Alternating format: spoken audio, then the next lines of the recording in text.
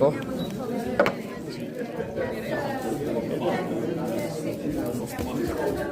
Само като замислиш, ние сме цялата състезание в 40 минути напред. Две по две трябваше да свършим до 11, а е след 10-18 вече е 4 по 4. И вчера беше. Да.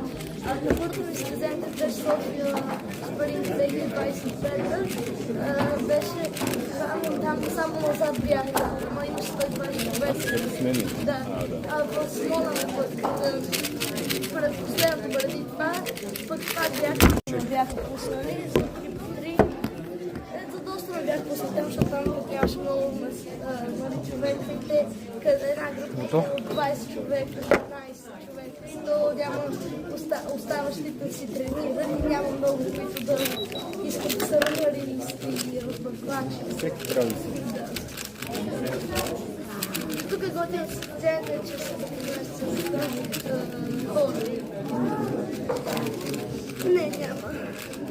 Вчера на Пирамикс буквално бях ето тук 29 до 25 се класирах. Бяха жълти всичките и накрая жълтите се махнаха и само... Ага, жълтите са колкото са тези? 75.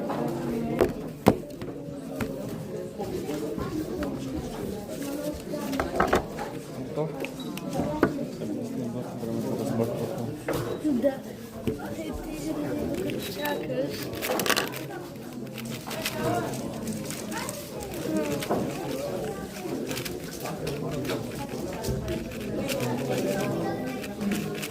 Вчера малката се влезна доста ядзевски, че едно място да не се класира. Но то винаги ще има един дето е така.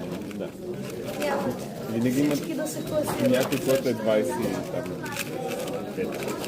Или да кажем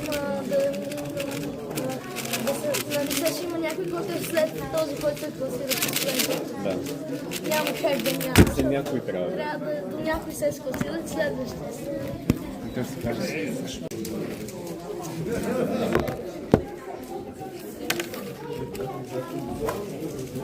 To?